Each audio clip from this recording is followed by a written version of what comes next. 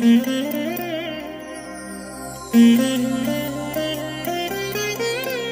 దినం పరము నుండి దిగివచ్చు మాట. ఇది నీ జీవితానికి వెలుగుల బాట.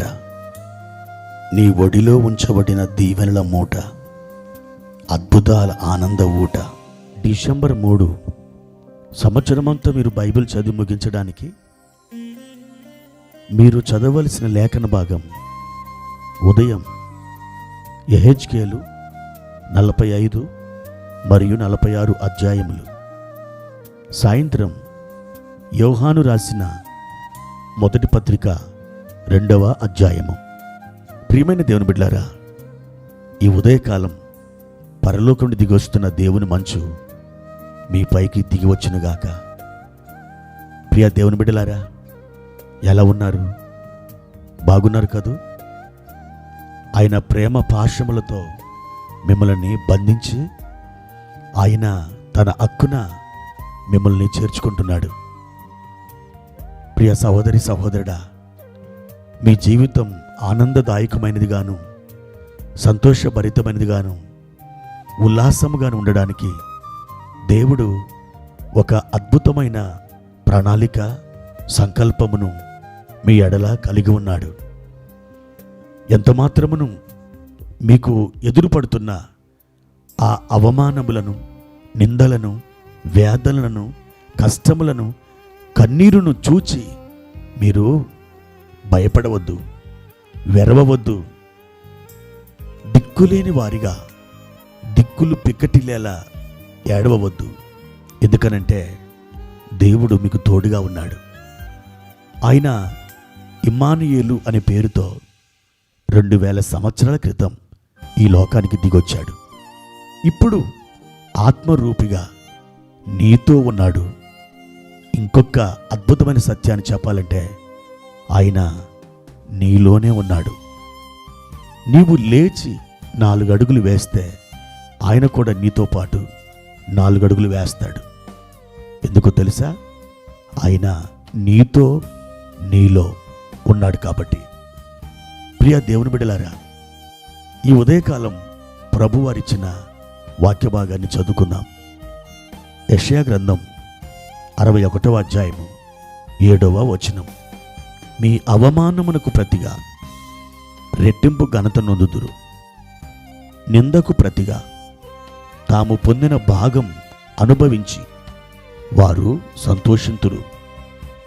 వారు తమ దేశములో రెట్టింపు భాగమునకు కర్తలగుదురు, నిత్యానందము వారికి కలుగును. ప్రియమైన దేవుని బిడ్డలారా, ఇంతవరకు మీ పరిస్థితుల్లో అవమానమే ఎదుర్కొన్నారా? నిందలనే మీరు అనుభవించారా? చాలామార్లు ఈ అవమానాలు, ఈ నిందలు మన మీదికి రాకూడదని, మనం అనుభవించకూడదని ఎంతో ఆశపడతాం. వాటిని తప్పించుకొని తిరగడానికి మనం ఎన్నోసార్లు ప్రయత్నం చేసుంటాం. అయినా ఆ అవమానం, ఆ నింద ఏ దిక్కు నుండి మన మీద పడుతుందో తెలియదు. మన పరిస్థితులను బట్టి, లేక మనకున్నటువంటి సమస్యలను బట్టి, అప్పులను బట్టి, మనం కోరిన దానిని ఇంతవరకు పొందనటువంటి ఆ పరిస్థితులను బట్టి, ప్రియ దేవుని బిడ్డలారా, మనుషుల మధ్య అవమానానికి, నిందలకి మనం గురైపోయి ఉండొచ్చు.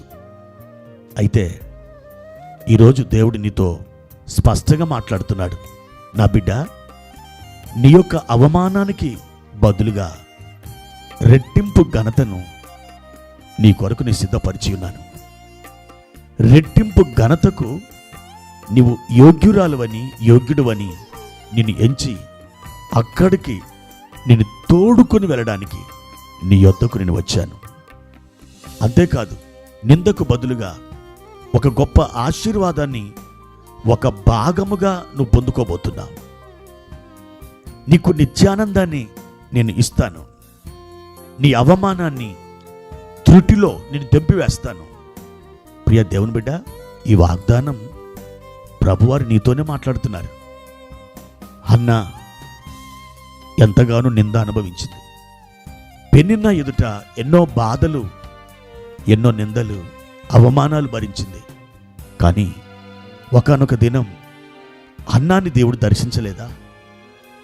దేవుడు దర్శించినప్పుడు ఆమెకు అనుగ్రహించబడిన ఆ కుమారుడు ఎవరో తెలుసా? రాజులను అభిషేకించగలిగిన సమూయేలు అను ప్రవక్త. అటువంటి ప్రవక్తను దేవుడు హన్నాకు దయచేశాడు. ఆమె అవమానం, ఆమె పొందిన నింద ఒక్క దెబ్బతో ఎగరగొట్టబడింది.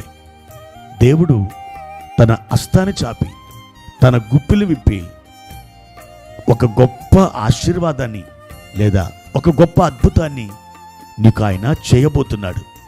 అప్పుడు ఏం జరుగుతుందో తెలుసా? నీవు పొందిన అవమానం, నువ్వు పొందినటువంటి నింద త్రుటిలో నీకు దూరమైపోతుంది.